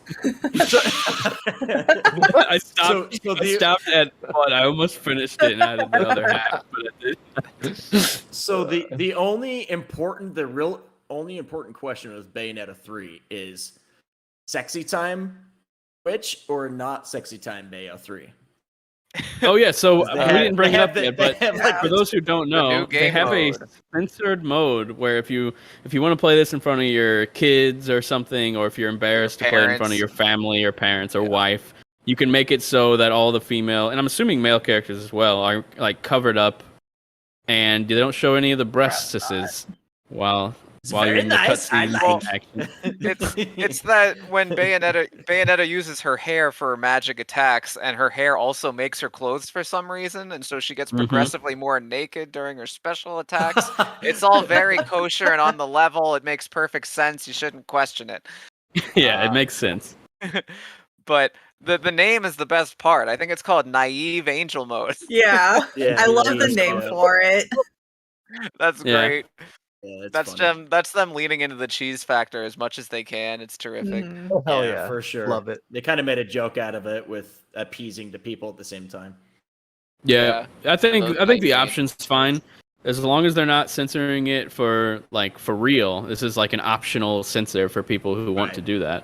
I think that's I'm great. all for it. Optional. Yeah. It would be funny though Yeah. if Bayonetta was in like a turtleneck for the whole game. If they leaned in like a- hardcore to covering her up. Yeah. I was that'd be listening to even a few funnier. podcasts. Yeah, that would be funny. I remember there being some complaints about the first gameplay reveal trailer, which I think in that trailer they must have been using Naive Angel mode because she's way more covered up during her special attacks and stuff. And I remember like some of the complaints being that they like made it a lot less sexy. But I wonder it if was they just did that on probably purpose in to that kind of mode. test the waters. I don't know. Yeah, Maybe maybe. like maybe they saw the complaints. People just Also, want to see I them guess- boobies, man. Yeah, I they guess do. that could be a valid reason why they didn't feature it in a Nintendo Direct if they wanted to just like put out a trailer and like without censorship or something. Yeah, Maybe. probably because this trailer wasn't censored at all. Like she used her hair attack and got naked basically. Yeah. So yeah, they Nintendo probably is- were that they probably had the Naive Angel mode on in that first gameplay reveal, and no one knew back That then. would make sense. Yeah. But yeah, but it looks awesome. I love it. The graphics look really good for Switch. The character models even look pretty impressive for Switch as well. It's like they don't look amazing by today's standards, but they look amazing by third-party Switch game standards. If that makes sense. So That's fair. I feel like Platinum does a very good job of taking advantage of like pushing Switch to its limits. Like, still one of the best looking games on Switch. Period is Astral Chain, Yep, That is a very 100%. and Gorgeous. and Platinum's not really known for making necessarily pretty games, but man, there's parts of what we saw Bayonetta 3 that looked absolutely gorgeous, and especially for Switch. And Astral Chain was beautiful. So yeah, whatever they're doing something right. Yeah, Bayonetta 3 looks like the color palette I think really carries it and really covers Yeah, up, maybe sure. some of the lack of polish and like textures and stuff, because if there's something that's bright purple over like a grayish texture, I feel like you can kind of mask that a little bit better. But I mean, yeah, it looks like a totally Greg game, and it looks awesome. The Sexy Yeah. Witch is a excited. totally Greg game. You gosh damn right. I'm gonna go play Senran Kagura pinball. That's like one of my Senran favorite Kagura. games on the Switch. I remember your review at Nintendo Enthusiast. I on couldn't that. say it with my mouthpiece in. That's funny. Oh yeah. That did not sound. That sounded a little. What are you doing? It's so good. It sounded like you just made a game up, like the name of a game. He's like Sunrun Conrua 5. Oh yeah. All right, Give guys. me Well, the pinball titillating. I'm getting The I'm getting titillating hardcore time. deja vu right now, which is really weird when you're talking about titillating. Like, have I experienced this before? This was in a dream, Um, Brett. Actually, Eric it with wasn't the a dream, it sound was at your effects house. tonight. Eric's on his Yep. A game tonight with the sound effects. The audience probably can't hear him, so it's not as funny. Sometimes they hear. That's true. Okay. Oh, think they so. can, You he think said. They can. Yeah. All right, cool. That's awesome. Yeah, the sound effects are fine as long as they're not just like nonstop throughout the whole episode, like a radio show. But yeah, guys, let's head on out. Let's not say our stuff because it's a little long episode. So let's Very just say long. goodbye, and we will talk to you guys next time. Oh yeah, and please subscribe. Bye. It's not the best. Go It's play terrible. Stray. Sucks. Add Dynamite Go Draft play before Portal you hit the 2. dock. Go play Portal 2. Yeah. Portal 2. Play Portal 1 Go first. scratch some posts. This is a very rough outro. 10 out of 10. Give us 20 Are bucks. we done, Eric? Are we still No. alive? Are we? Eric is just going to keep letting us talk. We're What you still call it, alive.